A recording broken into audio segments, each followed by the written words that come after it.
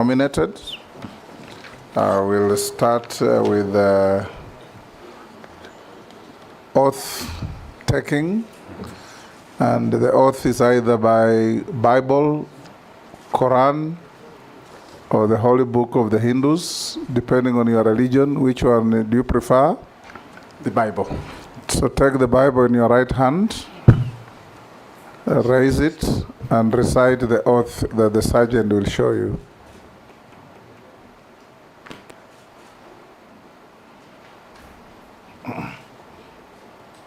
I, Lee Kinyanji, do swear that the evidence I shall give before this committee on the matters under its consideration shall be the truth, the whole truth, and nothing but the truth. So help me God. Thank you. You may take your seat and sign to the oath.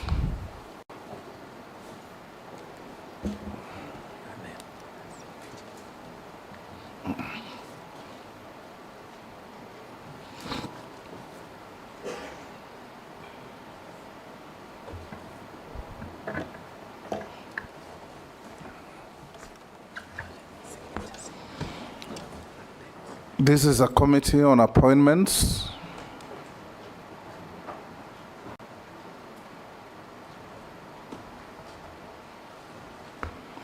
Good. If you have your original documents, you can give to the sergeant to pass on to the clerk to cross-check with what we have in our possession on you.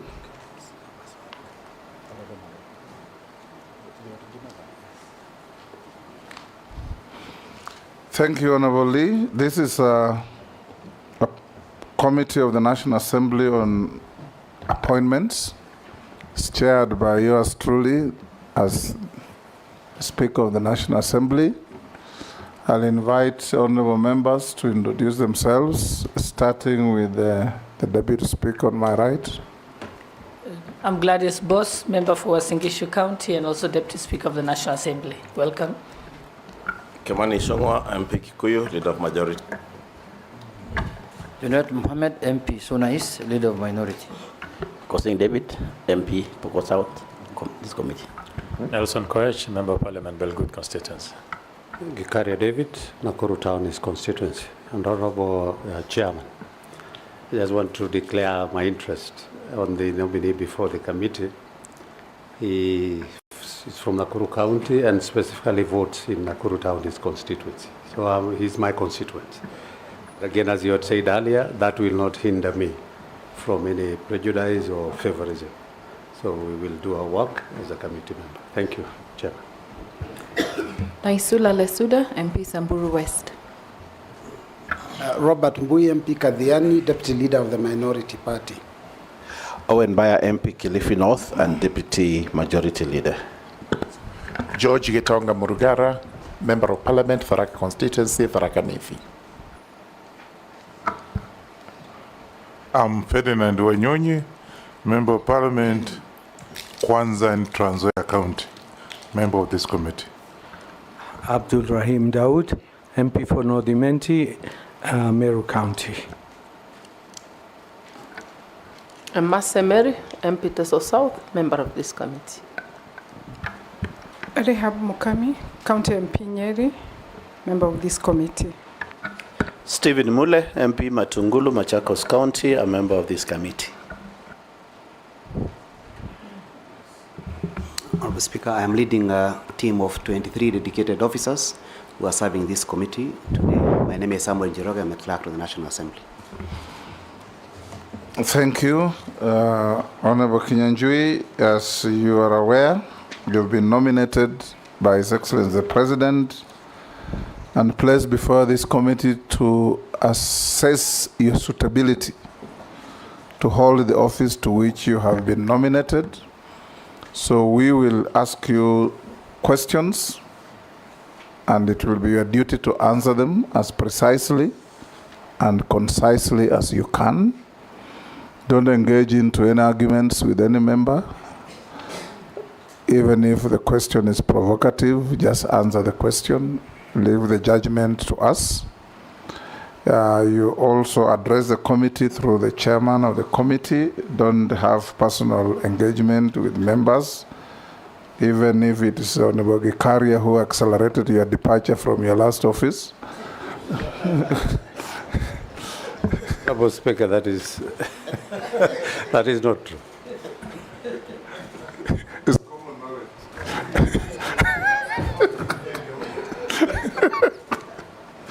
Gikaria, you want to deny what is obvious? It's with a light touch, but you know where the facts lie. So we'll start by inviting you, Honorable Kinyanjui. I also declare, I know Lee very well. We were in Parliament together, and we have been good friends. That notwithstanding, we will ask you every question that is relevant to establish your suitability or otherwise to hold this office.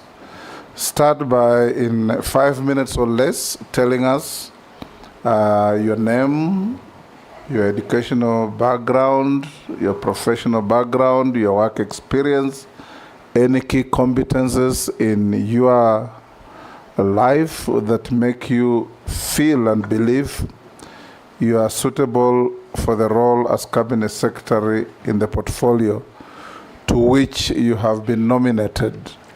Before you start, I invite Honorable Mishimbogo to go on record by introducing herself. My apology, Honorable Chairman, I was praying. My name is Honorable Mishimboko, MP for Likoni, Mombasa County. Thank you. Go ahead. Thank you, Mr. Chair.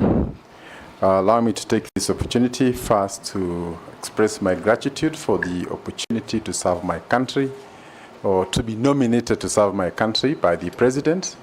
And I really want to say that I take this as a very solemn moment. We don't always get time to serve our country. So I come here in that context, and also wish to confirm that you have conferred me the title of CBS. I hold no such title. So thank you for that. Quickly going to myself, I want to say I'm a graduate of Kenyatta University, and I studied education, English and literature. I'm therefore a proud graduate of one of our local universities, and I say through my experience in Kenyatta University, I have come to see the value of education, especially education in our universities that prepared us to meet and conquer the whole world. So I think that's about my study at the university. When I got to work, I have not worked for government for long. I taught briefly and then went to the corporate sector, where I worked in the oil industry before venturing into private business. In the year 2006, I vied in a by-election in Nakuru. I did not succeed, but the following year, which was a general election, I vied, succeeded, and was elected Member of Parliament for Nakuru Town. Then included East and West was one constituency. Further, in the Grand Coalition government, I was appointed the Assistant Minister for Roads, and I worked with the late Kones, Kipkalia Kones, and later with Franklin Bett and PS Michael Kamau, and together we worked very closely with the then President Mwai Kibaki in delivering the roads agenda that remains a huge legacy to date. During my time at the ministry, I attended many postgraduate trainings, including in PPPs, transport management, privatization and outsourcing, procurement, and many other areas relating to the docket that we are working. Mr. Chairman, allow me also to say that during our tenure, we undertook some of the biggest infrastructure projects that are seen to date, one of them being the Thika Road. Second one are the eastern bypasses that we see here today, and the others include the major road network connecting us to the neighboring countries, including Isiolo, Merile, going all the way to connect to Ethiopia. And I think the important part, Mr. Speaker, is that when I worked under the Ministry of Roads, we were actually looking at this docket from an infrastructure point of view. How do we connect with Uganda infrastructure-wise? How do we connect with Tanzania, with Ethiopia, and all these countries, and ensuring that there's smooth flow of goods and that our manufacturers have access to all those big markets, many of which do not have the advantage of manufacturing as we do have. Allow me, Mr. Chairman, to say that after I left Parliament, I was appointed the Chairman of the National Transport and Safety Authority, again within the broader sector of transport, where we undertook serious reforms, not just in safety, but in reforming the public transport sector. Noting that one of the biggest challenges we had then was congestion, especially in the urban areas, including Nairobi, and the need to encourage people to use public transport so that we can reduce the time wasted on the road because of congestion. And I'm happy much of that has borne fruit. The digitization, including the smart driving license, including other measures we brought during that time, remain alive to date, and I'm very proud of our time then. Mr. Chair, allow me also to comment that in the year 2017, I vied for Governor Nakuru, and we succeeded. And between the year 2017 and 2022, we were Governor Nakuru together with many others. I was not alone, including my deputy, Dr. Eric Korir. But I think what is most significant is that we made our contribution, and I am happy to note that Nakuru was voted best in healthcare in 2 consecutive years. We also had our town, Nakuru, elevated into a city in the year 2021. And in the same year, I was voted the most business-friendly governor in Africa. And we take pride in some of this because they inform why we are also seated here today. Between the year 2022 to date, I retreated to my private business and had the opportunity to experience the country from the other side. And I say that because it is also important that when we discuss public policy, we also discuss it from where the public sees it. And I also had the opportunity to see how red tape affects business, how the cost of energy can hinder growth, and how taxation can impact businesses and hinder growth also. I also had experiences on how pending bills can bring businesses down, can impact on growth, and also how the management or mismanagement of politics can affect business across the country. So, Mr. Speaker, I say that I have sat both in Parliament, I've sat in the executive, I've also been at the county, and I've also sat on the Mwananchi bench. And therefore, coming into this conversation, we will be ready to work from all angles. Thank you. Thank you. I'll invite the Deputy Speaker to be the first to ask a question. Okay. Honorable Kenyanjui, I just have 3 related questions. One is that, as you know, in the past 10 years, the manufacturing sector in Kenya has remained stagnant at 11% of our GDP. If approved, what measures will you put in place to promote the growth of the local manufacturing sector? Also, there is the challenge of the influx of substandard counterfeit and contraband products into the local market through various border points, and this has reduced also the market share of locally manufactured goods. Again, I'd like to know the strategies that you'd put in place to curb that. Also, scrap metal industry in Kenya meets a huge demand in both the local and international markets, and it contributes to about 0.6% of Kenya's exports. If approved, what policies will you implement to ensure that this trade grows, but also strike a balance with safeguarding against vandalism? Thank you. Go ahead. Thank you, Mr. Chairman. Allow me to start by looking at the question of manufacturing in the lens of the sessional paper number 10 by the then Minister for Commerce, Dr. Gikonyo Kiano, in 1963, and the plan to make Kenya an industrial hub, encourage Africanization, and more importantly, protect our markets from external flooding by the developed and industrialized nations. But, Mr. Chairman, I want to confirm that in spite of that great dream, not much of it has been achieved. It is true that the contribution of manufacturing to GDP is in the range of about 7, which remains low even compared to some of our neighbors within the broader Africa region.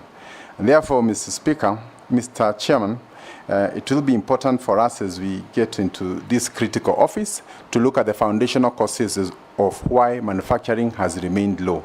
And I want to start by saying the first one, I think, is our mindset. And I say this with the full knowledge that very few of our students will go to school in the hope of owning an industry one day. They can dream of anything else, but industry is not one of those things we have taught our people to imagine or think they would ever want to get into. So therefore, it will be important, first of all, to try and work on the psychology of our people to make them understand that where the money is not in the primary extraction, but in the value addition that we find in industry. Secondly, the issue and the cost of energy remains a big issue. We have the cost of energy being among the 4th most expensive in the whole of Africa. And therefore, if we are producing to go and compete with other products from other parts of Africa, leave alone even other parts of the world, then we are already disadvantaged. Yet we know industries are heavy consumers of energy.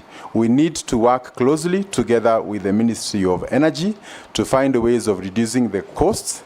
But I think more importantly, Mr. Chair, is to look at the elephant in the room, which is basically energy agreements that were signed a long time ago that continue to put our energy at extremely irrational levels, thereby making manufacturing in Kenya very difficult. We are aware that there are some companies that have moved to other countries where the cost of energy is lower, and therefore I don't think it is a matter that we would want to postpone, because it's very urgent. And most of the young people whom we see out there who are restless, most of them have done courses that would be absorbed in these industries. So as long as the industries are not growing at the level that we would want, then we are likely to continue experiencing this. Then lastly, our trade agreements and other engagements with partners, which means that through the EAC, through other multilateral agreements, sometimes we have ended up getting the last side of the agreement, meaning therefore we don't protect our industries. There's flooding, and that has been a major challenge that has seen most of our industries wiped out. Allow me also to say, closely related to this, is that we have not been able to come to the aid of our factories and industries when they're in problems. And therefore, you find that some of them go through foreclosure and others. Yet, there are many other situations across the world when companies are facing financial constraints, including GM in the US in the year 2008. The government came and saved them. Today, it remains a very big company to date. But we have had some of our bright companies, whenever they fall into trouble, they go into foreclosure, and it becomes very difficult to revive them in future. Therefore, I also want to take this opportunity to ask the House to consider how we can be able to protect our industries, because once they go down, coming up is impossible. And a good example is Kenatco, which is over 20 years into receivership. Allow me to mention also on the issue of counterfeits. Yes, it is true that a lot of the manufacturers face the serious problem of having other people manufacture using their brands without their knowledge, and therefore diluting the investment of the original investors. I think there is an already existing authority that takes care of this, and I think our work will be to work together with other state agencies, including enforcement, to ensure that it does not continue to affect our industries adversely. Lastly, Mr. Chairman, is the issue of scrap metal and how we can ensure that our exports are supported. I want to say that any country that exports scrap metal should really reconsider its policies. How can you export scrap metal instead of just melting it and making it, iron bars for construction and all that? So the idea of exporting scrap metal is a suicide note for a country that seeks to industrialize itself. Thank you, Mr. Chairman. Majority. Thank you, Honorable Speaker. And may also note, Honorable Speaker, that I've known the Honorable Lee Kinyanjui for quite some time, since he was a member of Parliament, and he's been a friend. That will not deter me from vetting him. And CS nominee, I want to know, from where I sit, we see a lot of disharmony, or being lack of harmonization of what is seen to be government policy in the Ministry, especially of Industry, and what happens in practice. And because we seem to be having a protectionist policy in the Ministry, especially around local manufacturers. And I have in mind the specific case of the steel and cement industries, where policy has been seen to be protecting local manufacturers, those who have invested heavily in the industry. But at the same time, in practice, the ministry also proposes certain other legislative measures that negate the policies that you espouse. What do you intend to do, should you be approved, to harmonize both policy and legislation? And I say that because specifically on cement and steel. For instance, we want to encourage the growth of local industry in the steel sector with heavy investments by particular players in the country. But legislation then comes to Parliament that in a way is also killing small industrialists. And you find that you are protecting the very big industrial setups, but also killing cottage industries. Look at the people who are smelting the scrap metal you're talking about, and those who are processing iron ore to steel. Look at those who are manufacturing mabati, iron sheets, and wire rods.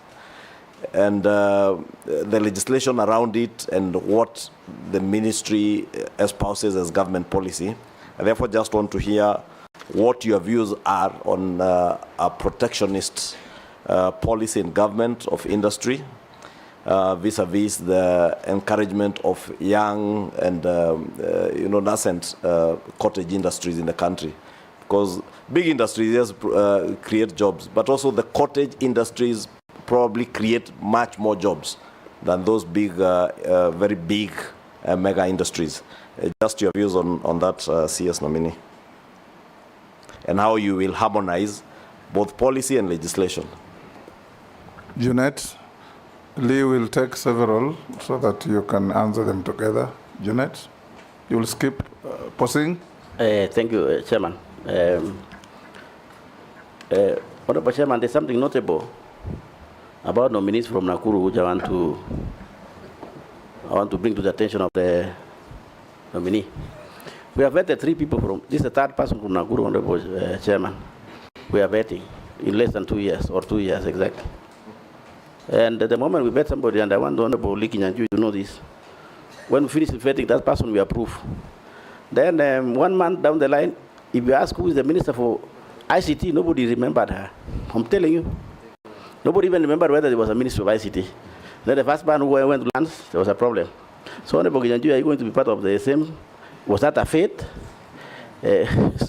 But my question is, Honorable Kinyanjui, this idea of economic zones has been criticized by some critics and given a proposal, which I want to know what is your thinking about it. They are saying, rather than having those economic zones in counties, that you, as a minister now coming for industrialization, that you don't focus on that. What you do, you focus on economic niche of counties. Fund some budget for specific counties and develop that economic niche. And they give examples, like, for example, in Turkana, there's oil. So if there was money, you develop that economic niche for Turkana, we'll develop a country from that point, and it will actually contribute to our economy. West Pokot is mining. I can assure you that. There's a lot of minerals in West Pokot. So rather than doing these economic zones, why don't you find money and develop that economic niche? Tourism, Narok, and then also maize in, for example, Kitale. What do you think about people who think like that, rather than just having these white elephants, in my view, called economic zones without actual economy? Thank you, Chairman. Honorable Lee, as a student of literature, you've always expressed that literature on your online platform, and most of it actually fairly has been, in the last few months, has been very critical on this administration. Number two, your party Ubuntu had its manifesto. Now you're joining, assuming this committee approves you, you will be joining the Kenya Kwanza government, which has also its manifesto. How do you want to use, how do you think you will work with this administration, considering that you've been extremely critical of this administration and its policies, and now you have to sit with the same team that you've criticized and used words against? Thank you.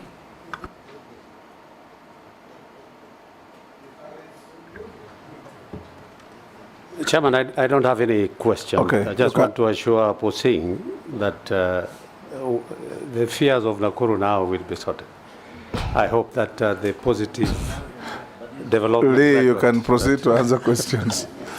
Posing is not being vetted here.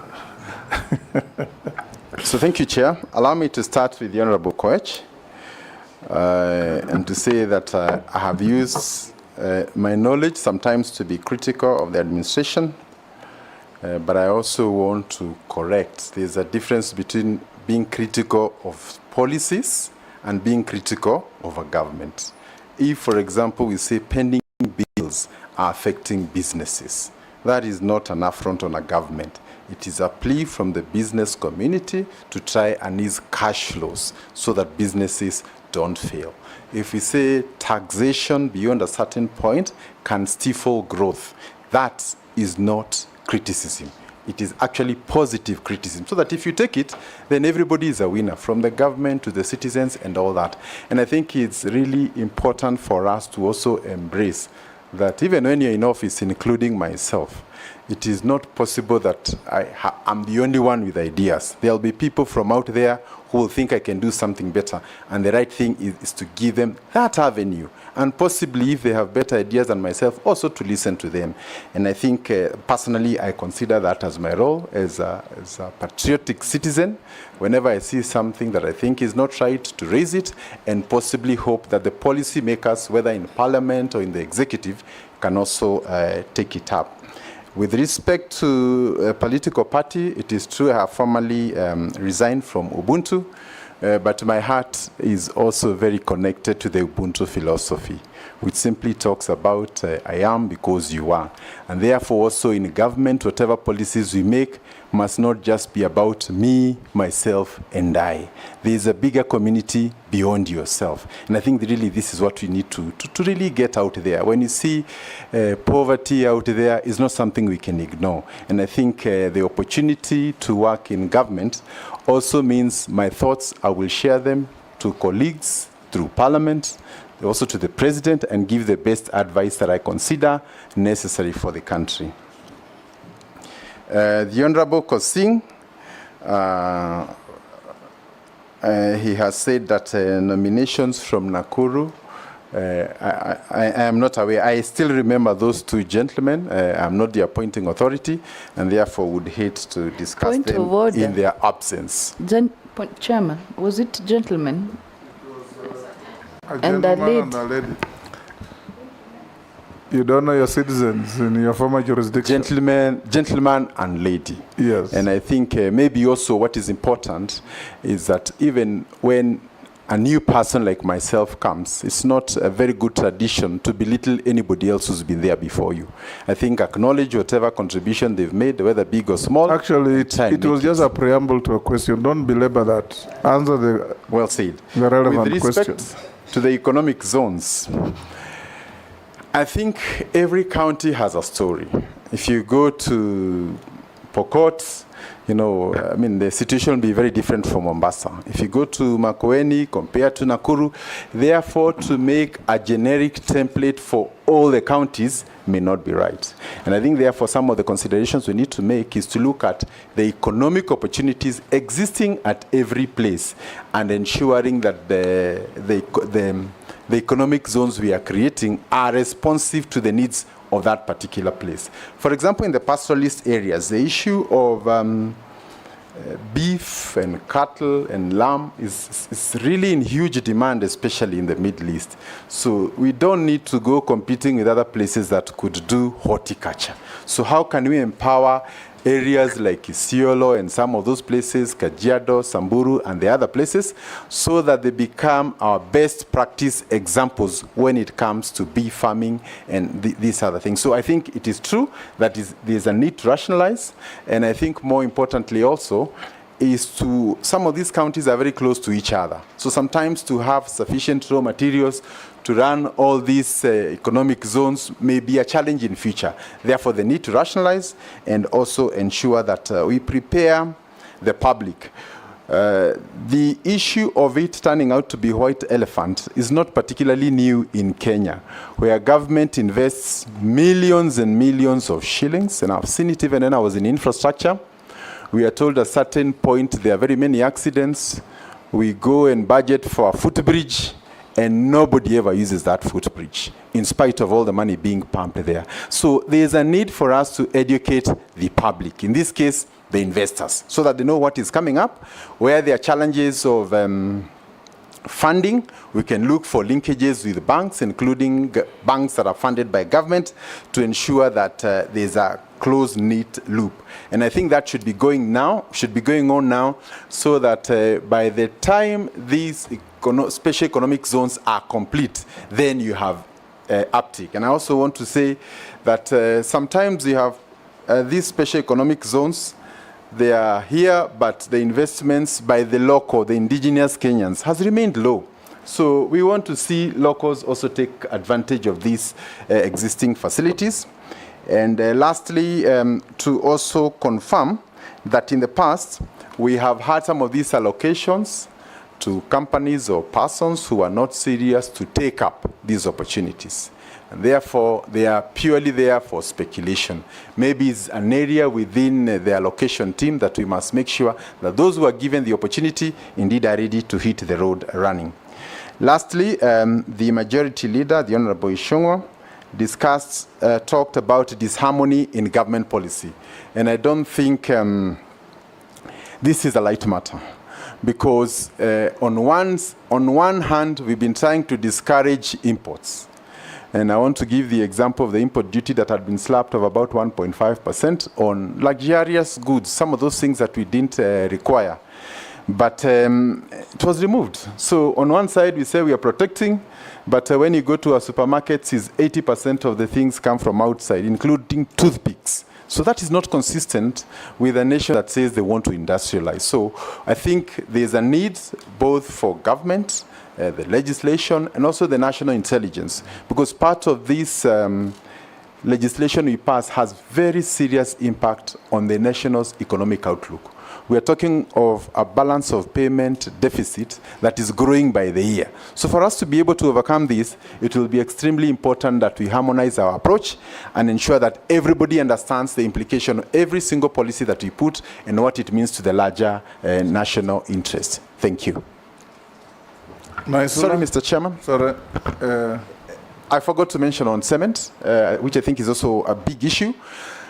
The President has pronounced himself on the issue of affordable housing, and it is obvious that affordable housing cannot be restricted only to the government projects. It also means that if I want to build myself a house, it is within the affordable agenda platform. But the cost of cement and steel has gone up by approximately around 30% in the last 2 years. And I think that can be attributed to some of the monopolistic regulations that were brought during the same period. And therefore, once vetted and finally approved, our first duty will be to try and get up a team to interrogate the impact of some of these policies and whether they are for the benefit of the country or they are reversal to the gains that we already had. The issue of cartels within the industry is also very important. And again, there has been mention of quality, and therefore KEBS and other regulatory agencies will be empowered to ensure that indeed we live up to our duty. Thank you. Honorable Speaker, if you allow me, just one follow-up question in relation to that, the same question I'd asked. Because CS nominee, what I would really want to hear, 20 years ago, the Kenyan state was the leader in manufacturing in the region. As of 2023, statistics are showing us that Uganda has now overtaken Kenya. The contribution to our GDP of manufacturing in Uganda is, as of 2023, was at 15.65%, while Kenyans has stagnated at about 7.6% as of 2023. And 20 years ago, Ugandans, Tanzanians, Burundians, Rwandese, all the way to Congo, people are importing things from Kenya. What is it that you intend to do as a Minister for Trade and Industry to get us back to where we were at least 20 years ago, if not anything else? Because, and I agree with you, it is these protectionist policies that in a way are negating those gains. If you go to Uganda, it's not very big mega industries that are growing that contribution of manufacturing to GDP. It's small industries. But those are the small industries we are killing in Kenya.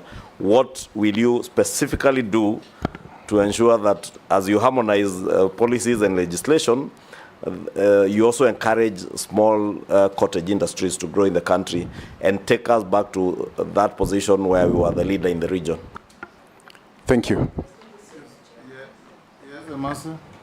Thank you. Just to build on to what majority leader said, nominee, it's not just about aligning Kenya's trade and industrial policies to the legislation.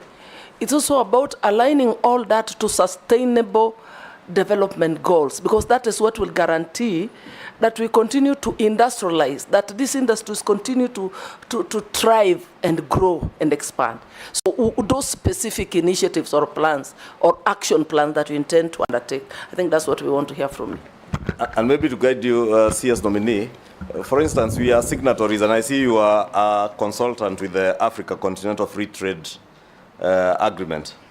And having been a consultant, I don't know whether you still continue working as a consultant, but this African Continental Free Trade Agreement allows free access to markets of countries that have are signatories to this agreement, from Southern Africa, East and Central Africa.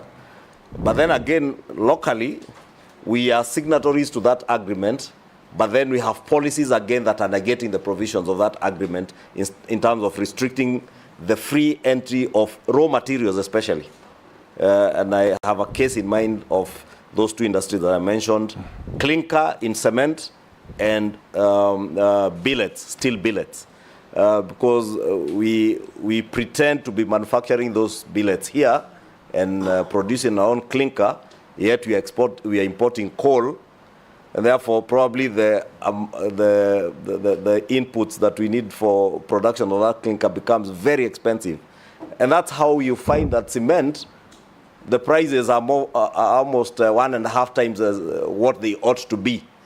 And therefore, I don't know what you will do, but really it is something that needs someone who will be very bold to confront all the players and be able to have a very balanced program of how you balance those trade agreements, the growth of our cottage industries, and protection of big industry.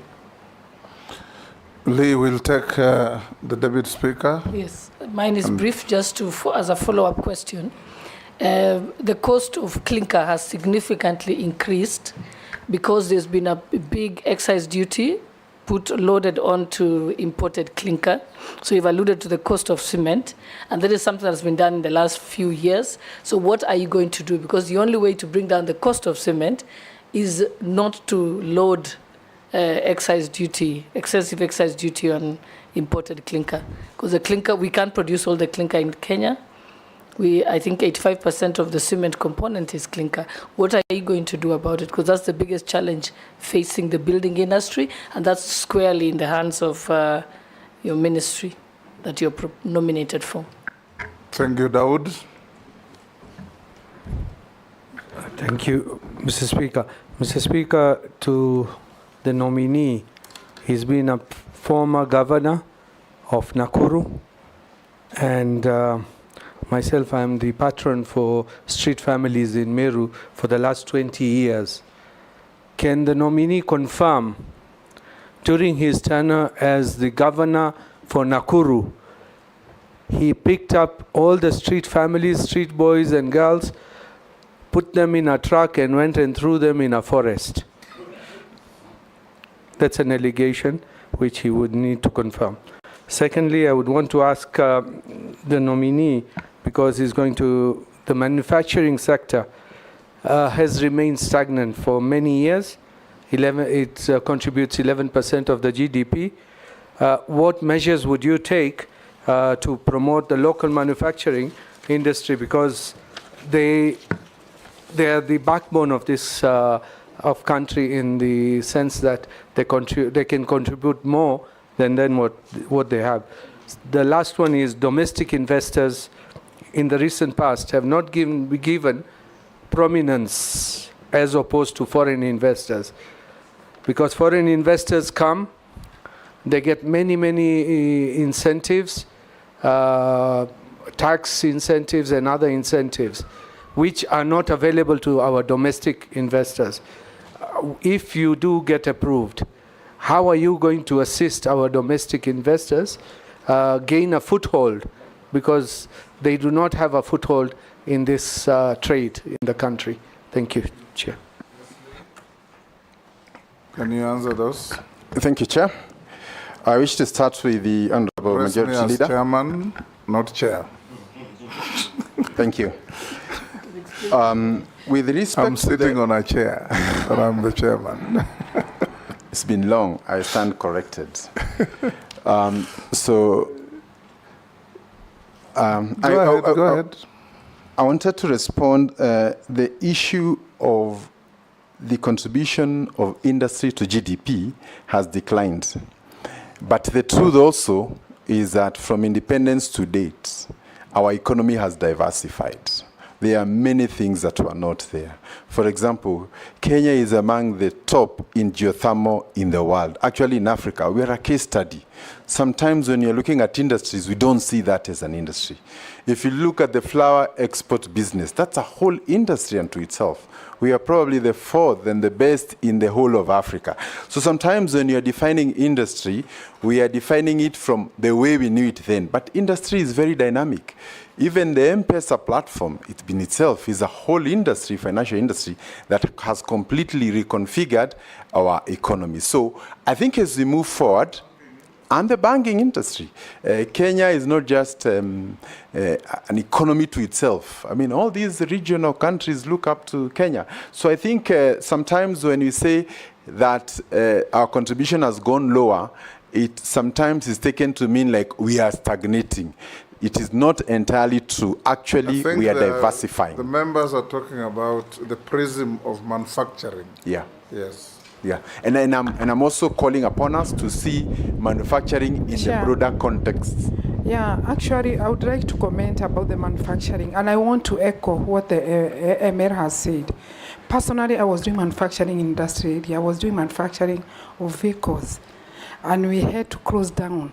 And if you go to industrial area today, you'll find that all the godowns are closed down. So I think it's good to accept that there's a problem, and then we sit down, we involve all the stakeholders, and then we see what we can do so that we can now open those industries.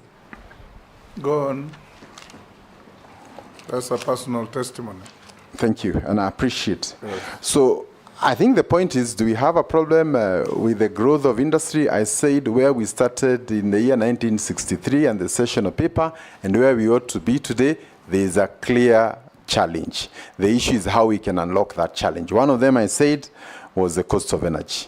The other issue is also getting into agreements that allow flooding of goods into the country, thereby disadvantaging our local people. The issue of taxation sometimes, without looking at the broader impact of that on the industry, becomes another bigger problem. I also wish to cite the issue of financing. If anybody wants to start an industry today and you go to a normal commercial bank, the period they give you is normally not more than 10 years. At an interest rate of 18%, you cannot survive. Again, we do not have banks that are aligned to industry. ones that appreciate the whole value chain of industry that can help our local manufacturers to work together. And therefore, I invite the members as we try and reconfigure how we can move from here forward and encouraging local investors, those who are there to see how they can grow, and I think also more importantly, encouraging the younger ones. The majority leader also talked about the cottage industries. I think sometimes we overfocus on the big bulk industries. But the truth is, if you go to every village, the potential to have small industries that can employ 10, 20 people, get the raw materials from the village becomes a big issue, partly because of employment in the rural areas. And you do not want a situation where everybody has to leave their rural areas to come to town to find labor. So we'll also try and look at how we can be able to encourage cottage industries all the way down into the rural spaces. Then on the issue of sustainable industrial growth, I think it's also very important that we don't just seek to have industries that will come, create jobs for 1, 2, 3 years, and then from there, they are gone. And I think looking at Kenya's position with respect to sustainability, especially on energy, we have a big step that we've already made. But I think there are critical decisions that need to be made with respect to energy that would help us to overcome. The Deputy Speaker has mentioned the issue of clinker and companies that have now to import clinker at a higher level, which means some of them are actually on the verge of closing. I think sometimes when some of this legislation comes, it would be wise to give the industry time, in which case you say within the next 3 years, everybody should invest in clinker mining. So that if you're a local company and you know between now and then the duty will import duty will continuously go up by 5% or 10%, then it means you have to look for alternatives. And government can give them time. But some of these drastic decisions will send our local companies to the gallows. And if you look at the exports to our neighboring countries, without mentioning, cement is one of the big commodities that we are exporting, including steel. So when you come and also extinguish our companies here, we are also shooting ourselves within the regional export market. The Honorable Dawood has mentioned street children were rounded, don't know, taken somewhere. I think it is good to say that even if they are street children... It was alleged. Alleged. You remember, Lee? Yes, it was. That in an attempt to make Nakuru attractive and make it a city, you picked street children, some street families, put them on the trucks, and went and dumped them in Embobot forest. Mr. Speaker. I'm saying, let me finish. Because you remember this matter came up in the Senate? Yes. And Embobot forest was said to be infested with hyenas and other dangerous wild animals, and some of those children were never found. Mr. Speaker, it is extremely wrong. I have used the word very advisedly, alleged. I also have many allegations about everybody else. So if it's about allegations, I think we can also come up with allegations.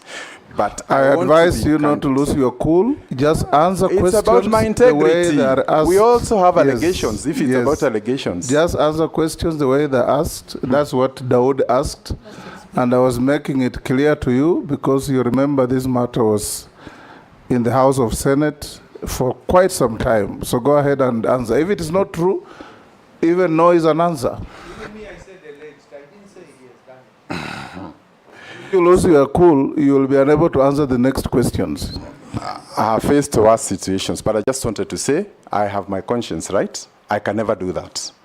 And the unfortunate thing, including at the Senate is politicians who are there. And the people who are sponsoring it today, you know, I think let's also be fair. You can't call a governor to come and answer to allegations put by their opponent who have intentions to go to an elective position, and then use that allegation later against him. If there are people, this country has the best intelligence in the region. We have never said even one name, you know? So I think let us also respect the institutions we work for. And I would say for Kenya, and for posterity. The opportunity to serve in these institutions should not be personalized for gain, because I was there, Mr. Speaker, throughout that period. How come only those people are known by politicians? Which family has ever come out? So I think it's good to be fair and also respect the positions we have. So in short, Bwana Dawood, that is an act of fiction. Bwana Chairman, I don't have any interest in Nakuru. So I'm not a politician from Nakuru. It is alleged, that's what I said, we wanted a clarification. Governor should not feel offended. Should not Don't apologize. Lee, an opportunity like this is very good for you to clear some of those things, not to feel slighted, because nobody's slighting you. You are being asked questions in good faith. Well taken, Speaker. Yes, Ferdinand? He has not finished. No, he has finished. Mr. Speaker, there was a secondary question. Yes. Mr. Chairman. Yes. There was a secondary question from Dawood. From Dawood. With respect to local investors feeling slighted, and sometimes when you talk about investment, we are largely perceived to be talking about foreign investors. And I think I want to identify with that. There was a situation where some local investors were looking for an appointment with an office, a big office in government, in the county governments, and they kept on looking for that appointment for 6 months, until one day they changed and said they are from another country. They got the appointment the following day. So I think we must agree, the first investors must be you and I, the people who live here in Kenya. And even if the foreigners are to come here, they will make a call to those who are already here. So good referrals mean everything. So Mr. Speaker, Mr. Chairman, I want to agree with Dawood that a lot must be done to encourage local investment.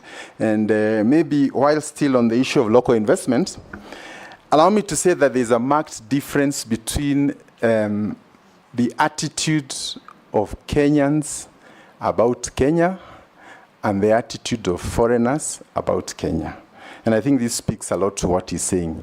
If you look at the investments that have happened in the country in the last 3-4 years, from GTC here in Nairobi to other major foreign direct investments coming here, it is huge, and it is a testament of the confidence in largely the country and the region, for that matter. But sometimes Kenyans are also caught up in a web of negativity. So foreigners will see what we can't see. So we need to come up together. The jobs that are being created are for us. And if the owners of the country think different from foreigners, then before long, they will come and invest everything, and we'll have nowhere to go because of our attitude. So one of the areas I wish to engage in, further to what the Honorable Dawood has said, is to also engage in the attitudes. And maybe also to request Kenyans, when you're looking at your country, don't look at it in the lenses of your politicians. This is your country. You can change your MP, you can change your MCA. Point of order, Honorable Chairman. Honorable Chairman, this word of politicians has been repeated severally. And for us, we are leaders and we are also politicians. So does it mean that if somebody is a politician, cannot give any views or ask questions, and whether he does it, it is wrong or it is witch hunting? We need some elaboration on that. Well, proceed on the basis that a politician is not necessarily an irrational person.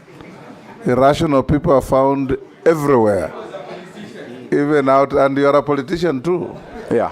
We were Mr. with Chair. you in the House. You became governor. Take it in that stride. That avoid unhelpful mentioning of politician. Just answer questions.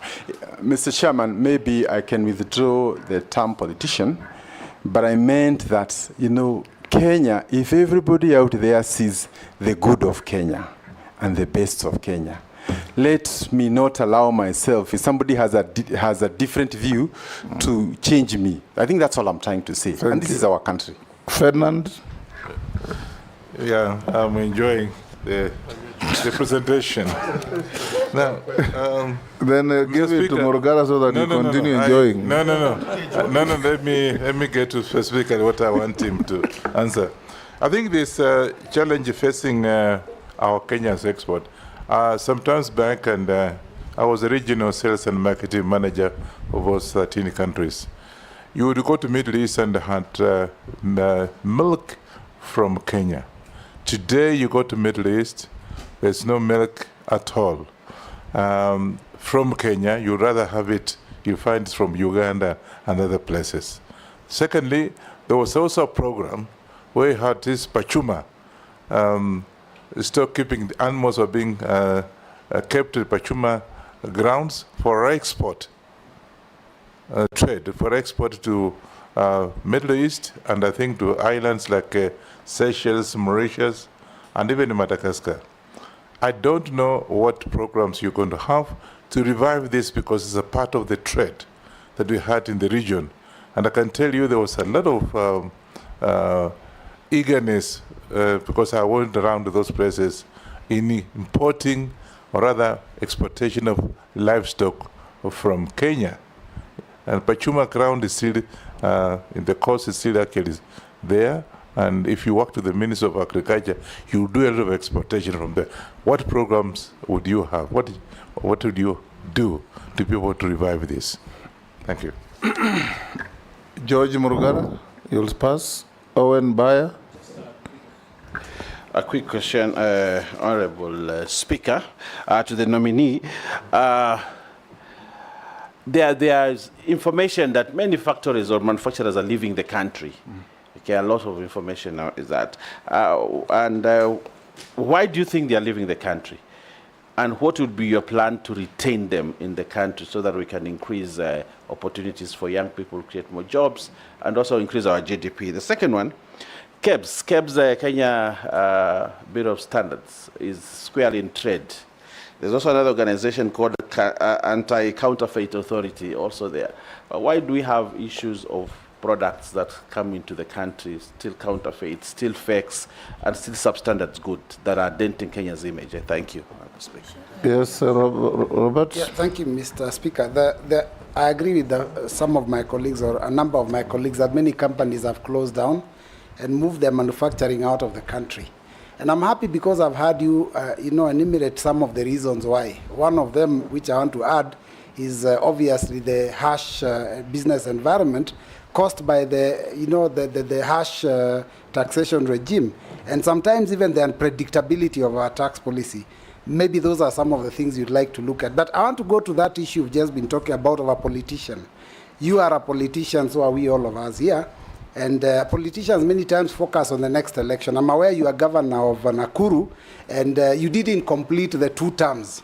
So there is a possibility you might be interested in that seat again. Now, can you give Kenyans an assurance that as CS, you will not spend your time in Nakuru County campaigning for 2027 at the expense of serving Kenyans? Mule.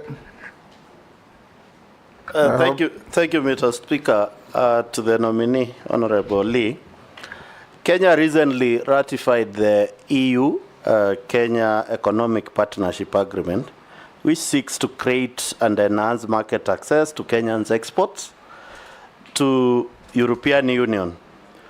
I want to hear from you, what will you leverage on this agreement so that we can protect the local markets and also increase our exports to increase our revenues from the European Union.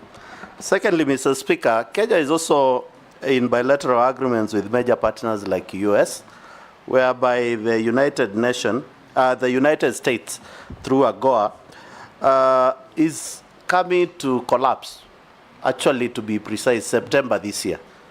And you know the relationship between Kenya trade and the US is quite massive.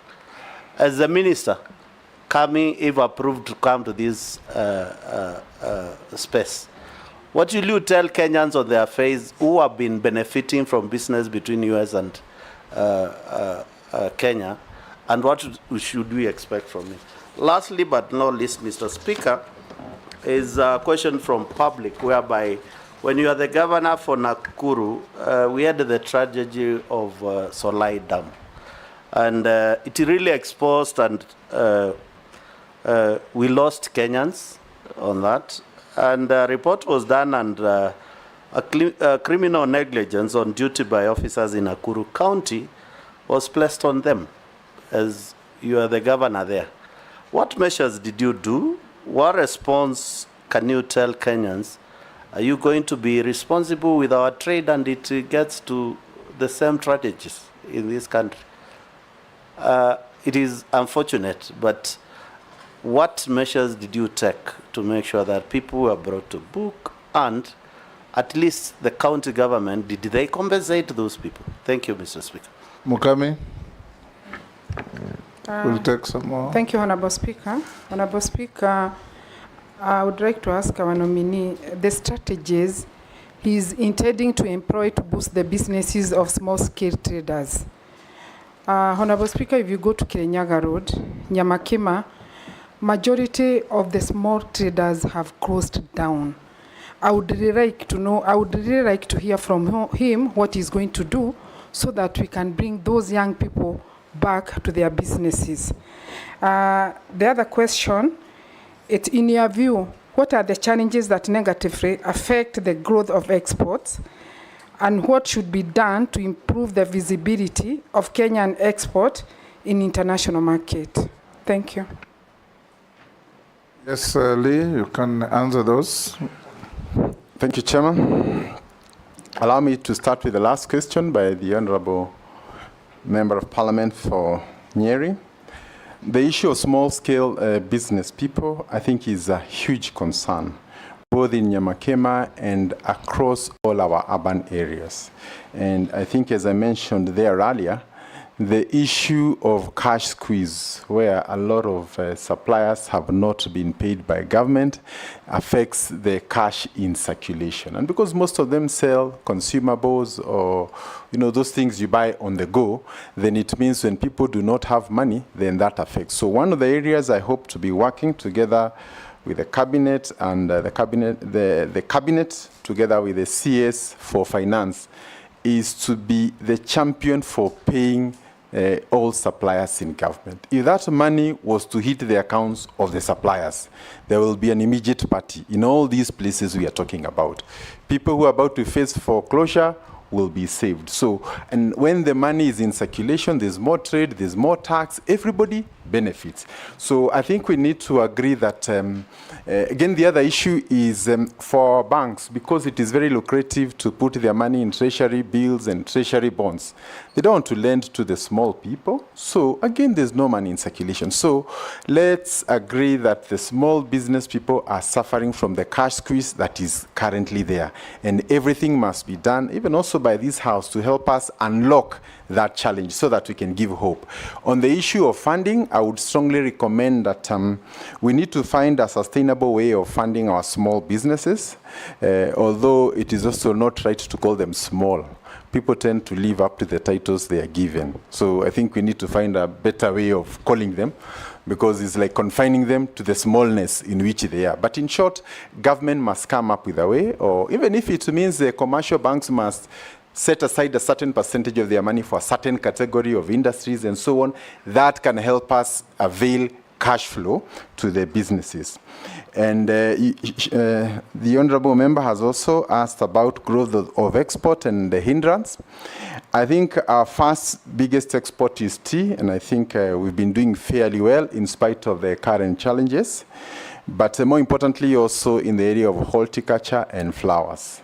And I think the biggest challenge you're having there is the availability of air freight, because most of these fresh produce would require to go by air to Europe, to the Middle East, and other places. So the constraints within the national carrier and other cargo airlines from Nairobi to all these destinations means that we cannot be able to expand that area. And therefore, I will be seeking to work with the Minister, the CS for Transport, to see how we can expand our cargo handling capacity, because that's an area that can grow within a very short time. Mr. Chair, allow me also to mention on the issue of the European Union Economic Partnership. I think one of our biggest destinations is actually the Netherlands, where we take our flowers and to the UK for vegetables and others. And again, the issue of there being good agreements that protect us. And secondly, the air freight, the cargo, that will help us to unlock. And also maybe giving specific funding to these sectors so that we can increase. We have a lot of land, we have many people who are willing to invest, but because of the heavy capital required, sometimes it has not been very easy for many to venture in. On AGOA,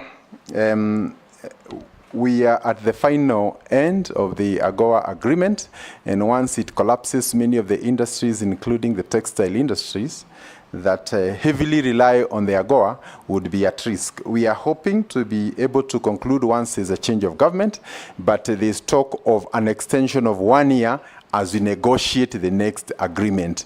But I think the bigger request, Mr. Chairman, would be when these negotiations are happening, they have very huge implications, even 10, 20, 30 years from now.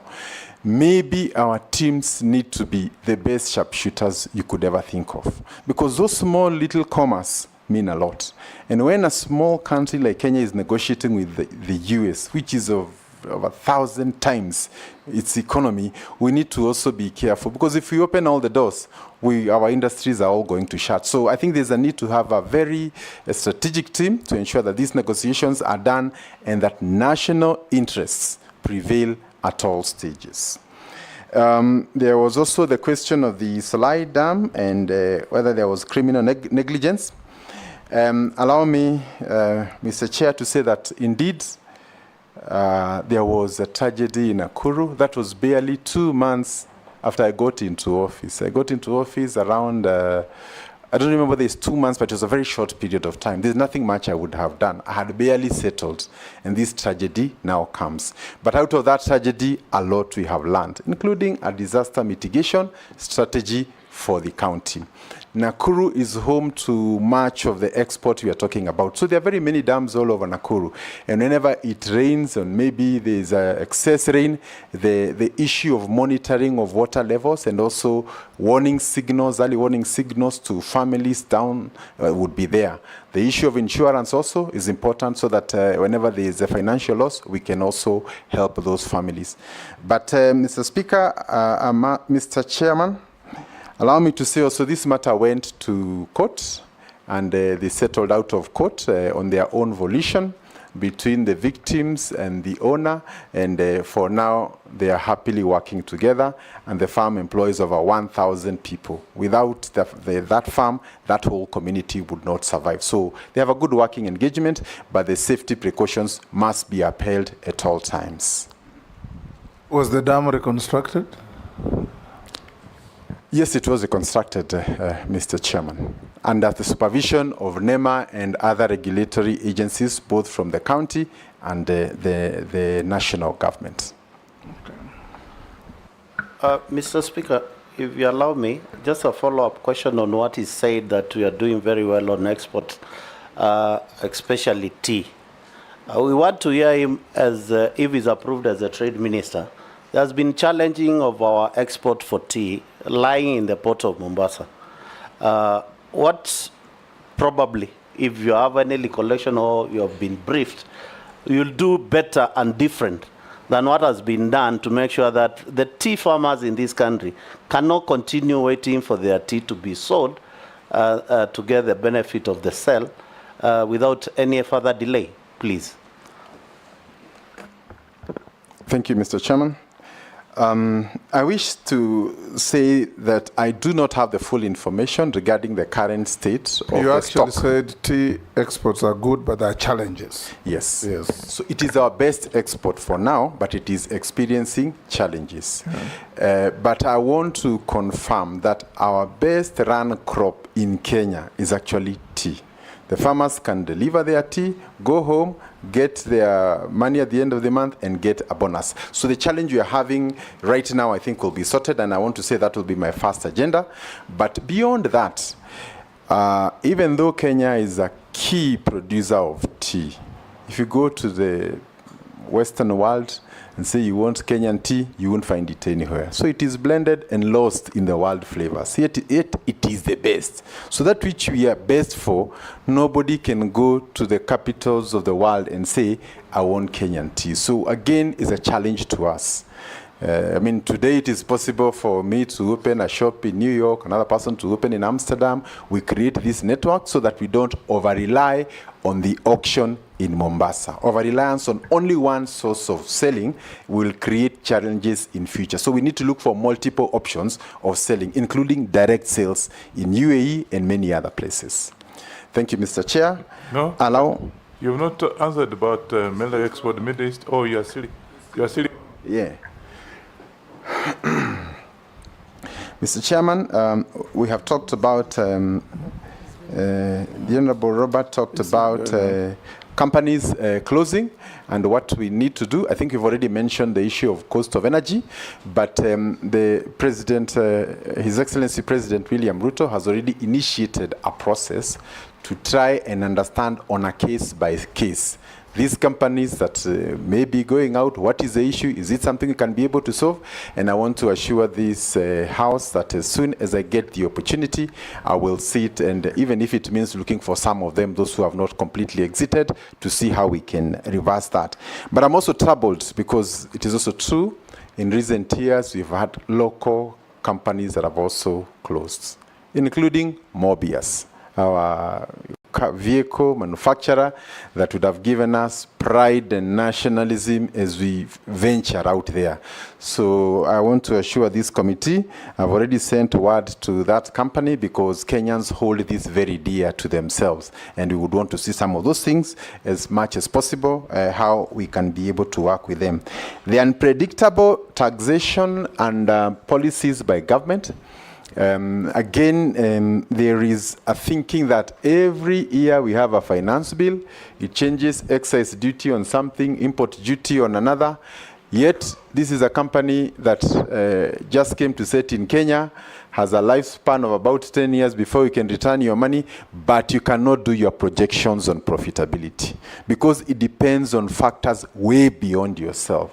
So the current thinking is to try and come with a tax regime for a minimum of maybe 5 years, so that as you come to invest here, if you are in livestock, if you are in food processing, you can know for the next 5 years, this is what I expect. And stability in the tax regime. And I think this will be a very important card because most of the investors will be citing this as a challenge in terms of, because they have obligations with the banks, but you have no idea what kind of money you will make because it's not entirely in your space. The Honorable Robert also asked me whether I will be returning to Nakuru. I want to confirm that Nakuru is my home and I will always be there. Because if I want to promote Kenya, unless we annex Nakuru, you know, it's part of here and it's a huge industrial base. And I am here also courtesy of the people of Nakuru. If they had not elected me, nobody would have known me. So I would be the last person to say here that among the many goodies I have for Kenya, Nakuru will not be there. But I'll also cooperate with the leaders who are there. That was not the question. The question was, you served one term as governor. So you have an outstanding. Your eyes could be on another term. Are you going to spend government time as a CS rotating around Nakuru, trying to get a re-election for a second term, or you'll go around serving Kenyans as expected of a CS? I think, Robert, that was your question. Yes. So, thank you, Mr. Chairman. I think for the last 2.5 years, I have given my support to the county in a way of prayer. And Actually, it's good to acknowledge that there's a member of the public who has sent in exactly the same question. So just go ahead and answer. Yes. So I've said I support my county and I would want it to prosper. The choice of what would happen in 2.5 years, including for all the members who are here, I'm not too sure you have the answers yourself. So I think these answers will come as we move forward, and I will be well advised by including the appointing office, including the people of Nakuru. But I think It would be suicidal for any person, including yourself, Mr. Chairman, to say bye to the people of Bungoma. You'll never want to see them again. It is for them that you're here. Yes. Point of order, Speaker. Yes, proceed. I think the Honorable Lee would have just said, I'm not going to spend government money in running my politics in Nakuru. That's all. Whatever happens in 27 exactly, nobody knows. But you cannot spend government money, Minister, to run your politics in Nakuru. That's what Kenyans were concerned. Oh. Thank you, Speaker. Okay. I'm well guided. I have no intention of that nature. Chairman, I've not asked my questions. You did. What I did was just a follow-up question to the, it was an intervention, Honorable Chairman. I will go straight. He has not finished. He has not answered Owen Bayer's question, and Ferdinand. We have not finished. Yes. I was going up. So, okay. Speed it up. The point is that we will not spend inordinate part of our time doing local politicking, but we will benefit Nakuru as much as any other part of this country, and we will forever be grateful to the people of that place. The Honorable Baye, the issue of people leaving the country, I think much as it is true that there are some people or some companies that have left the country, I would always want to see, is a door, there'll be always somebody coming and another one going. If we over-focus and create a perception, people are leaving Kenya, and the people who are saying that are Kenyans, we are also participating in creating a negative attitude about our country. So we need to say, 2 came, the 3 went. GTC was not here the other day. All these big Chinese companies that have come, and many other buy locals that have started. So I will not sit on the side of saying companies are leaving Kenya. I will say some are leaving, others are coming. We have many pharmaceutical companies, including from the US, that are setting up at Tattoo City. Many others are coming towards our economic zones that we have already set aside. So I would not say that's not an entirely correct statement, but you have tended to focus on the exit while giving a blind eye to those who are busy coming to bring money and bring investment to our country. Then, so the issue is also to come up with a retention mechanism, and we plan to make Ken Invest, which is the main agency responsible for attracting investment, to equip them so that you have a one-stop shop when you come. Because you don't want to come and you're told, go to Kiambu County, the next day you're told, go to NEMA, the other day you're told, go to this agency. So we should have officers who can hold this new investor. Remember, they don't even know the country until maybe 1 year, and then you can file a report. If they have an issue, we can look into it. But while still saying this, it would be important to say the issue of governance remain a key issue. If a big company quoted in their country come here, and the first thing there's demand for some facilitation of sort, many people don't understand that language. So we need to help our people to channel our interest into partnerships. If a big company has come, we have land, you can partner with this cooperative, and together we can move forward. So the thing is, how do we structure investments so that we do not end up having a tag that can adversely affect our investments? Chairman, I just want to put a rider on that question, because I see one of the reasons why we lose some foreign investors, it is because some of them, they've been asking about having what we call tax holidays. But there has been a lot of taxation on them. So maybe how do you balance in ensuring that we have these tax holidays and at the same time we still collect revenue? I think this is one of the areas why we lose some foreign investors, and there must be some mitigation on that.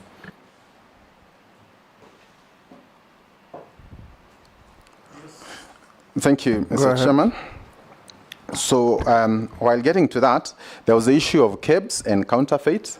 I think one of the biggest challenges we have with KEBS is that the standards are there, but enforcement requires support from other agencies. So I think moving forward, we need to look for a way in which we can give KEBS the teeth to bite. So for example, if they discover there's an anomaly with a particular product, they need to go through interior, get officers, and so on. So I think the issue of enforcing so that the steel we produce or the cement is to the highest standard. And this will help us to instill trust and confidence with investors, because some of the key areas where we require government intervention is in standards. No single company can ensure the standard across the board, but government can do that, and KEBS is up to the job, but we need to review its mandate, especially with respect to enforcement. Then there's the issue of tax holidays asked by the Honorable Mishi.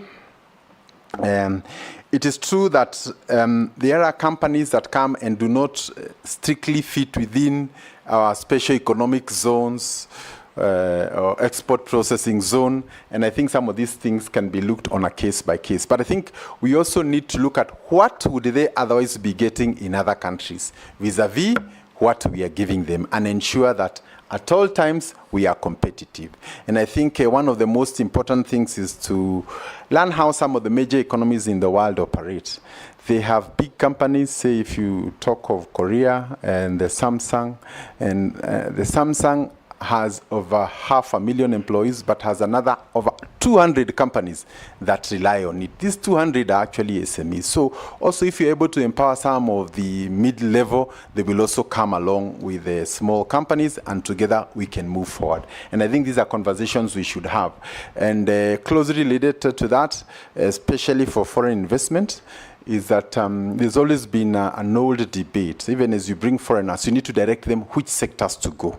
Because you don't want a situation where they come and put a butchery and a hardware next to one run by locals. So I think within our investment policy, we also need to ensure that we don't just attract investment, we also direct it where it can be most beneficial and protect our local investments.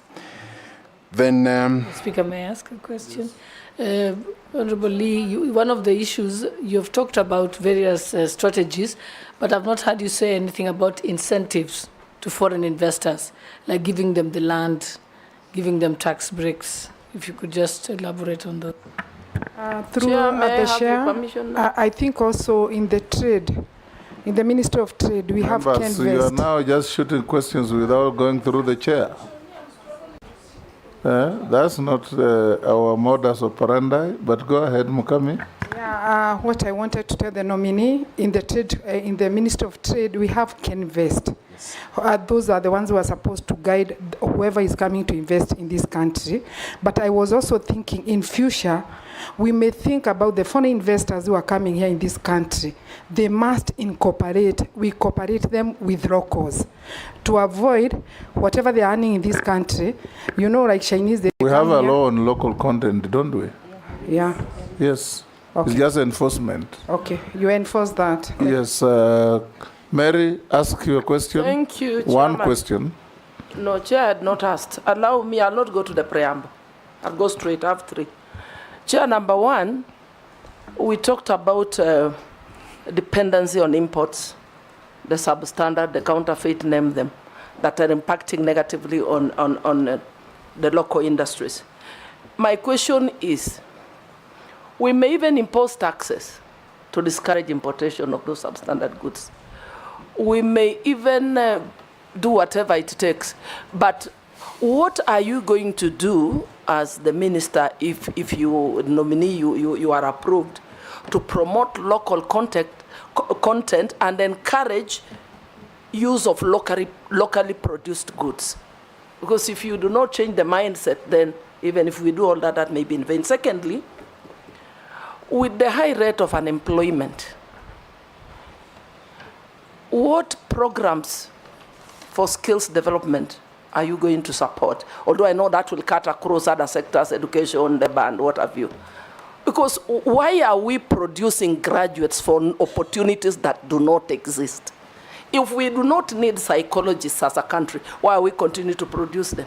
Why are we continue to produce accountants to come and stay at home for 10, 15 years unemployed from the time they graduated? I think that is also an area I feel you need to give us your thoughts as you take up the ministry if approved.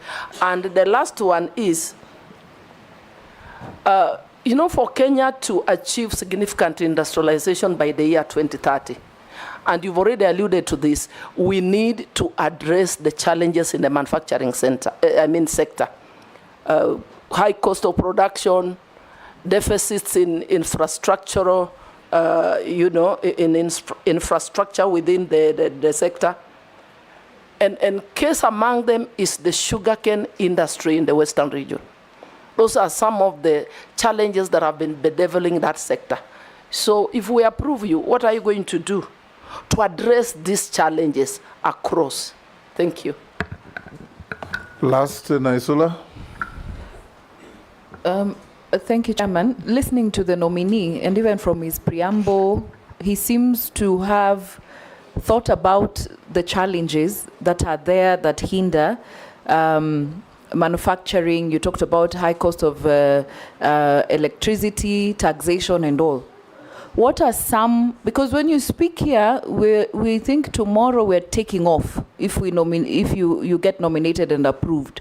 What are some of the challenges that you foresee that might hinder all these good things that you've talked to us about here once you are nominated and appointed? Can you answer those? Mishi, you have a question? I thought you have asked. Okay, go ahead. You are a joyrider to many questions.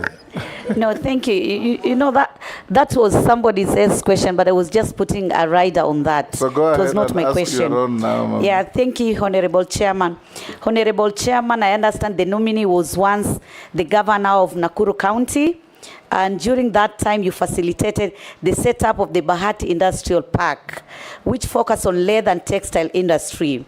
My question is, how will you replicate this model at a national level, particularly by promoting the growth of the leather industry in regions where we feel that we have potential for raw material sourcing? I'm looking at the area like the Ukambani and even Northeastern.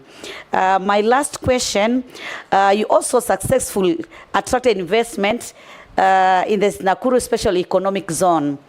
We are having what we call Dongokundu Special Economic Zone, and it is been established in my constituency, that is Likoni constituency. This proposal has been there for the previous two regimes.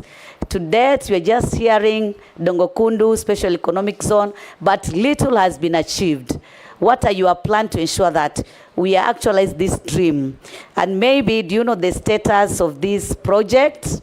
Do you have the budget for this project, or it will just remain a promise or rather public relation? Thank you, Honorable Chairman. Chair, can you answer one from the public? Just one. Let him finish that first. Okay. Thank you, Mr. Chairman. Thank you, Mr. Chairman. Allow me to start with the Honorable Ferdinand. And he had asked about our exports to the Middle East, and specifically beef and goat and the Bachuma Gate, where we really used to do, you hold the animals before you send them out. And maybe to make a special plea also to the nation, we are about 5 hours by air to the Middle East, and by sea maybe 10, 12 days. That is a region that has serious food deficiency. They can't grow food in the desert. However, they have a lot of money. They have a lot of resources. So Kenya is a natural source of food, including the beef. And I want to commend the MP for bringing that matter. So some of the issues that have been conversed previously, including hindrances to opening those markets, include diseases. So we send our beef, our goat, and all that, and when it gets there, we are told it has this problem. And the biggest challenge is that when a particular disease or traces of a disease are found, they will not say it is from exporter X or Y. They will say it is from Kenya. So Kenya is one source. So if we also don't clean our market, so that we say we need 500,000 goats every month, and that can keep all these pastoralist areas busy for the whole year. So I think we need a better communication so that people understand for what reason are we recommending. And then also for diseases, if I don't take care of my animals, and you take care of yours, as soon as they interact, the same problem will come back. So I think we need an honest conversation, and unfortunately, you have food coming from very far to the Middle East, and we are just next door. And our young people are living here to go and work there.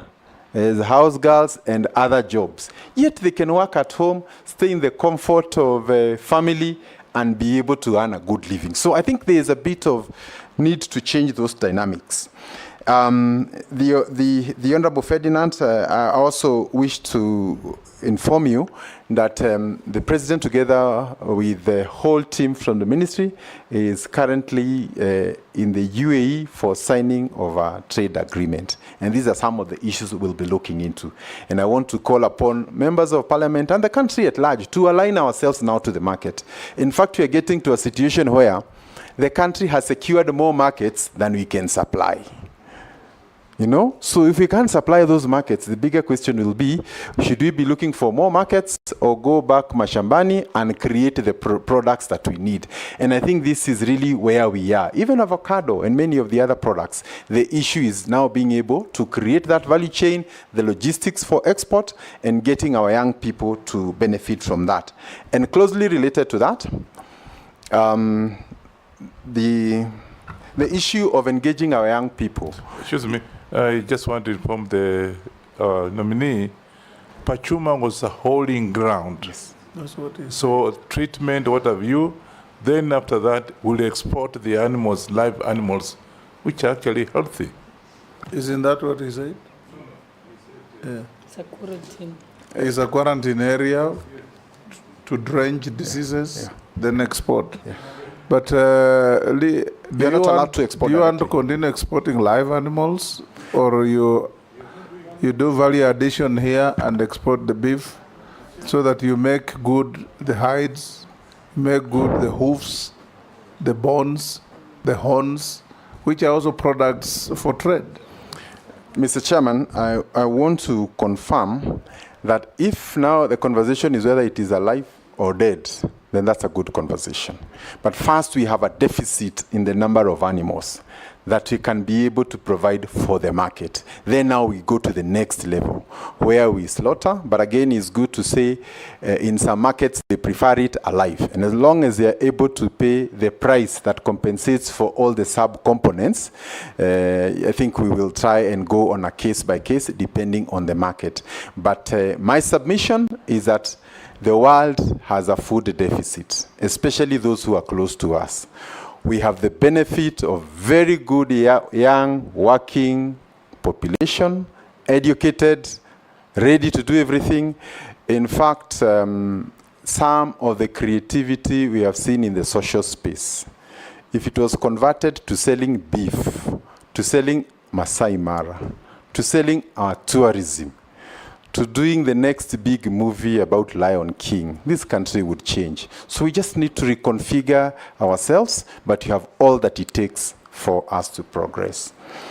Mr. Chairman, I think I've answered the Honorable Ferdinand. On the issue of the impact, the Honorable Mary, the impact of imports to the local market and the damage thereof, I think we've already said this. You know, I mean, there's no country that will allow unmitigated flow of goods to come and compete with its own industries. You know, that is completely unthinkable.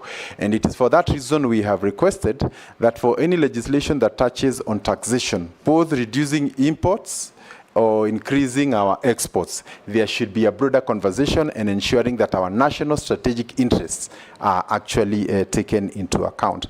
On unemployment and skill development, I think this is also a very critical question. Other nations in the world, for example, China, when they decided that they want to become a major industrial nation, they targeted certain skills. And today, China produces 1.5 million engineers every year to align to its industrial agenda. So again, we must look at our education, what do we need, and where do we direct our young people. I have looked just at my own small research, and most of my nephews are all doing IT and ICT and coding and all those things. So expect a long season of coding by this generation. So I think it's also important we try and align our universities with the needs of the nation in the next few years to come. I suspect I'm through with most of the questions. The Honorable Naisula. will we take off tomorrow? I think the answer is yes. And I think that the big issue is, first, can we agree there's a problem? And once we agree, diagnosis is the most important part. If you've agreed on the diagnosis, then the rest is easy. And I want to submit that probably the sectors that can turn around the economy, in my opinion, is largely in the area of trade, especially on exports. Recently, I listened to the Minister for Finance talk about the huge obligations we have in the next 3-4 years. $2 billion, $4 billion. Where will that money come? If we engage in these exports and we get serious to the extent that our young people are engaged back at home, this is not something that should worry us. But if we continue as we are, then we'll have a major crisis in the days to come. So we really need to declare export a national priority in view of the obligations that are ahead of us. Then the honorable member also talked about how do we align everybody so that we speak the same conversation. I am new, as you can imagine, but my hope is to request for a meeting with members of parliament so that we understand the importance of industry and how it can impact on everybody. Secondly, is to meet the governors and also the MCA, not the MCAs, the CCs in charge of trade. Because finally, these are the people who will be taking up that. And then together, if we all align, then I'm sure we will be able to make a good outcome out of it. The Honorable Mishi, the issue of replicating leather industry and value addition, I think we are essentially a meat-eating nation. If you look at our nyamachoma culture and you imagine how many hides we get out of it, yet our reputation in the shoe business, in the leather business, remains very shaky. So there is a missing link between that nyamachoma culture and the shoe industry. So again, we want to work with the stakeholders in the industry. And as I said earlier, government must look for a way of identifying maybe 2 or 3 major players and facilitating them so that we become a serious shoemaker, not just for Kenya, but also for the region. We have our police, we have everybody, and government being the biggest spender. If we can commit that to giving our local companies, then that can change the dynamics. But Mr. Chairman, looking at all these things together with the others that we have said, my apology, there was a question on sugarcane. Dongo Kundu. I want to say that of all the special economic zones that the government is working on, this is the closest to the port, and it has very huge opportunities. And just last week, I am not allowed to meet people who want to brief me, but I had 3 people who are dying to come and meet me, and I told them, wait until I'm vetted, and they insisted. So when they came, they said they want to go there, but sometimes maybe just getting that go-ahead sometimes has been difficult. So I want to take this opportunity to say all investors for Dongo, Kundu, and other places are welcome to the office, and we should be able to link up with the members of parliament for those respective areas so that the public also is aware of what is coming up. And on the issues of governance, which has sometimes been an impediment, I want to assure Kenyans they will be coming to get an officer who is ready to serve their nation. Lastly, on the issue of sugarcane, maybe just to say that I am not very familiar with the exact status of what percentage you're able to produce locally, but I think this is an area we can work to try and increase production so that our people do not have to rely on imported sugar. In fact, in my view, in a few years, we should be thinking of reversing that. But allow me to touch on the issue of palm oil, which is essentially a component you require to make your cooking oil. And the import is actually from Malaysia, which enjoys a similar, and Indonesia, similar climatic conditions as your average Mombasa, parts of Nyanza, and so on. And therefore, there is nothing climatically to say they can't grow there. But we have religiously imported from those countries, and therefore we need now to say, how can we turn our coastal belt into a palm oil belt. And I think this is where we need to work with members of parliament for those areas and agree that if you want to process these kind of products, you must start a plantation or even have outgrowers, and maybe working with other seed companies, produce varieties that can work there. And I think these are practical solutions, and it is widely believed that when those countries were starting their palm oil industry, they got advice from us. Thank you, Mr. Chairman. Chair. Thank you. Yes, Mule. Thank you, nominee Lee.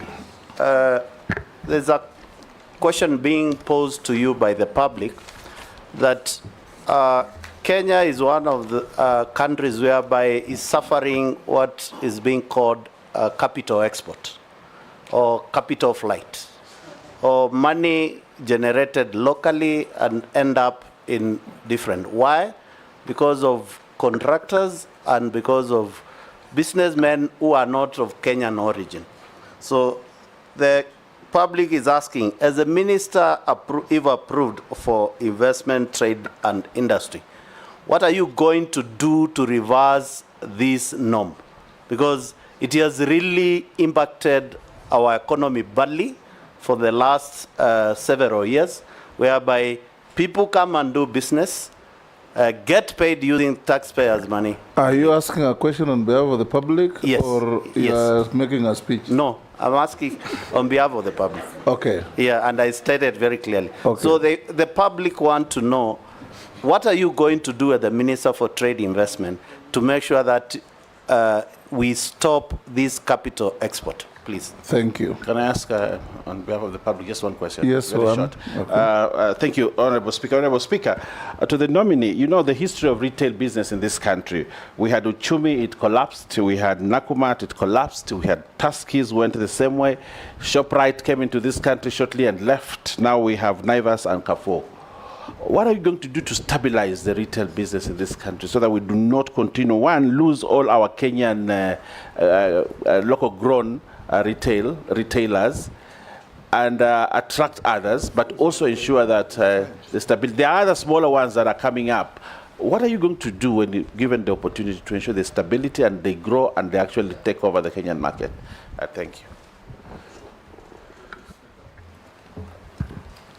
There are two questions from members of the public. One is that in 2018, during your tenure as the governor of Nakuru, there were concerns raised about your office spending 43 million on foreign trips. As nominee for Cabinet Secretary, how will you ensure a balance between conducting necessary international and regional trade engagements and maintaining transparency and cost effectiveness as you use public resources? The second one says, East Africa breweries has of late been accused of outsourcing basic services such as transport, distribution and warehousing to their partners in foreign nations at the expense of local Kenyan-owned players. What measures will you put in place to immediately put this to an end? Yes, Lee, can you respond to the question by Honorable Muller on behalf of a member of the public and the two from the Deputy Speaker? Thank you. And from Owen Bayer. Thank you. With respect to capital flight, and this refers to huge amounts that foreigners make and they have to repatriate to their countries. I think this is one of the conditions that is cited for ease of doing business. If you allow investors to come into your country and when they make the profits, you deny them to take out, then your ease of doing business goes down. Yes. What we need to do is to offer them alternatives, good attractions, but to bar somebody from taking their money out once they have made it may actually stop them, because the first reason why they came here was that. I don't want to cite some countries that tried that, where the issue of forex became a very big challenge, and eventually huge industries that had already set there were crippled. So the ease of capital flow is very important. And if anything, I would be asking, you know, there are some countries out there in the world who have no other business other than you taking your money. So we should create that possibility. Anybody who has money and they want to take it somewhere, it is stable. We won't wake up tomorrow and get insane. This should be the place. Give attractions, interest, stability, all those issues. So I hope I've answered the honourable member with respect to capital flight and contractors and all the others. The retail business, starting with Uchumi and many other retail traders that have come here, I think there's a gap in terms of legislation because a lot of these companies normally start very well, but eventually there's delay in payment of suppliers, and before long, money is diverted and we get into problems. So I think on the area of regulating this area to some reasonable level. And my main concern is when a retail chain goes down with pending bills of maybe 10 billion, that 10 billion, you must look at it in terms of 200,000 to a small guy who will never wake up again, another company that has closed. So when one retail chain goes down, many others go with it. So we need to regulate it, make it profitable, and ensure that there is good governance. While on the same, allow me also to confirm that the existence of these retail chains is actually a channel for selling our goods. When Uchumi was around and we had branches in Uganda, Tanzania, our exports to those countries were much higher than they were. When they closed, there was an immediate shutdown.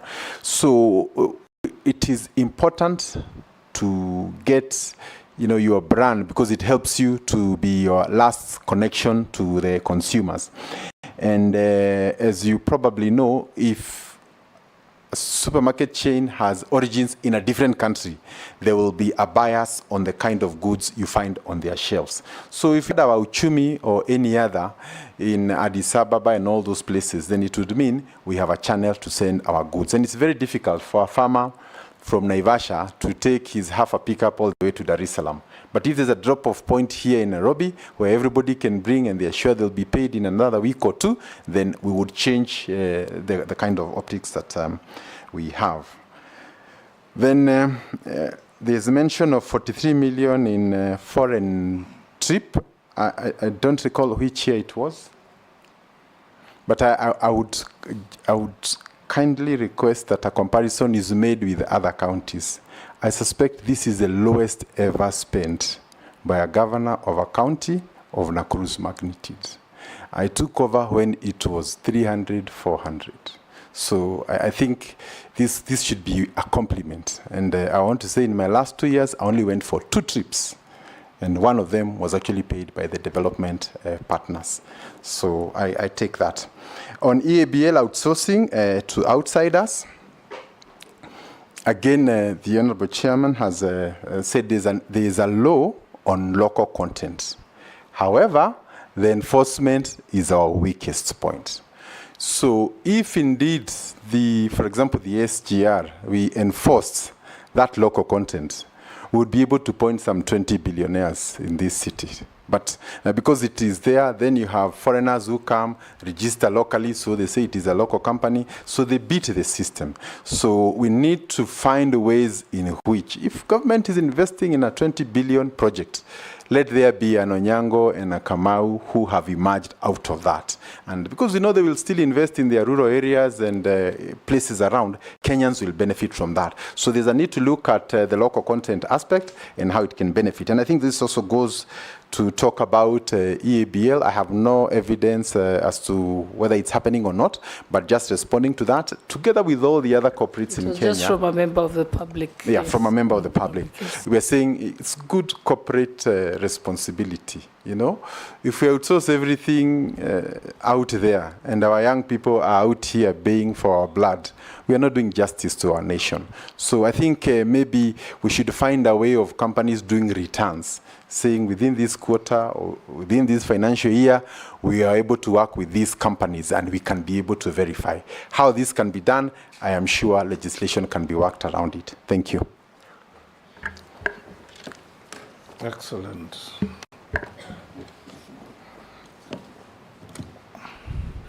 One member from Nakuru, perhaps this is your friend. Lee is a very good leader from Nakuru. He always unites all communities, give him an opportunity to serve us.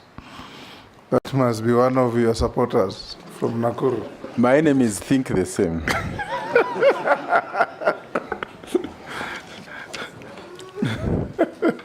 Now, Lee, we are coming to... No, we're coming to an end. And I'll ask you a few questions about yourself, then give you an opportunity to make some last wish to this committee. What is your net worth in terms of wealth? Thank you. And houses, land, cash at bank, and whatever? Mr. Chairman, my shares in family businesses are around 399 million, and some apartments worth 80 million. I have a loan of 8 million, and that gives me a modest net worth of 471,972. For a former governor, that's very modest, I must say. Yeah. Have you ever been convicted in any court of law of any offense? No, Mr. Chairman. Have you ever been adversely mentioned in a parliamentary committee report? No, Mr. Chairman. Do you hold any office in any political party? Not at the moment, but I've previously held office in Ubuntu People's Forum. Yes. UPF. Have you ever been dismissed or removed from office for contravention of Article 75 of the Constitution? No, Mr. Chairman. Have you ever been associated with practices that depict bias, favoritism, tribalism, nepotism in the discharge of public duty? Not to my knowledge, Mr. Chairman. What is your last wish to this committee?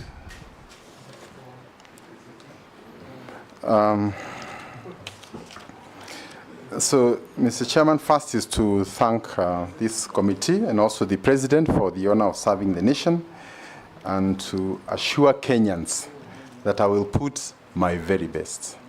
And I know these opportunities don't come every day. And as a person who has been in public life, I am not one to run away from challenges. The more challenges there are, the more justification there is for some of us to make sure that we turn the tide, and we have no other country to go into. So I'll be seeking support from Parliament on areas to do with the legislation, and all leaders together so that we can move forward. And as I said, I worked very closely with most of the members of Parliament here, including those who come, and I know that teamwork is very critical for success. And therefore, I'll be calling upon many of those who are in office so that we can work together. And I pledge to do my best for Kenya. Thank you, Honorable Lee. I bestowed on you a CBS title. That's what my clerks had given me. If you are not, I'm sure, if you are found suitable, you'll get some decoration soon. So unless you are lawfully held, we release you to go back to your other duties, and we wish you well. Thank you, Mr. Chairman. Much obliged. Thank you.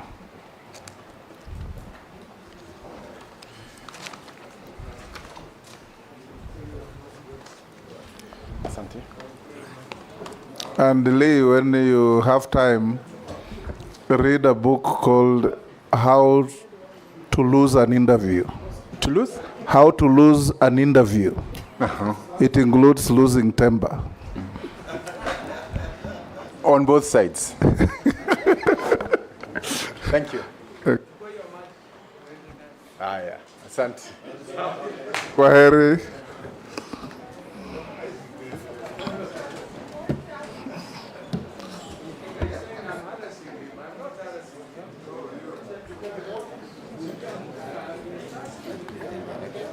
Yes.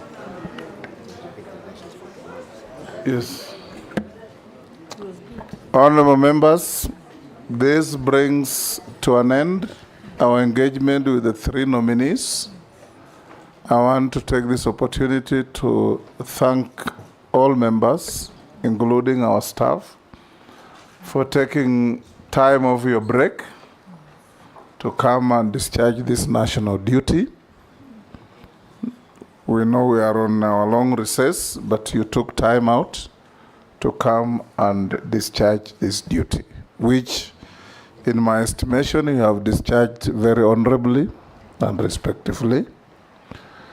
We will adjourn the sitting now and give the clerk and his team time to do a draft report based on the material placed before us.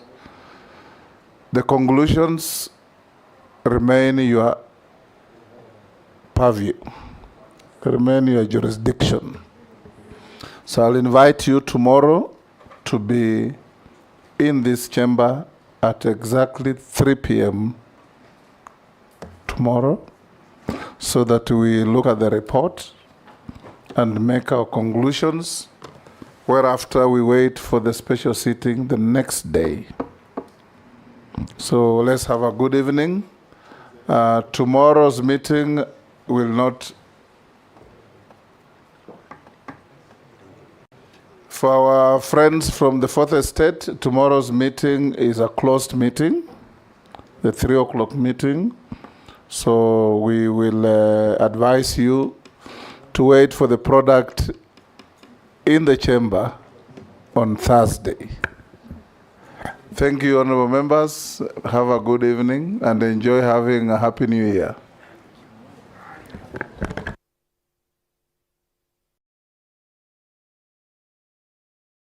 You are free to leave your materials here. They will be protected until tomorrow.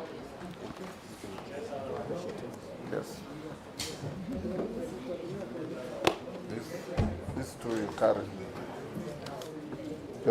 Now, kazi kwako.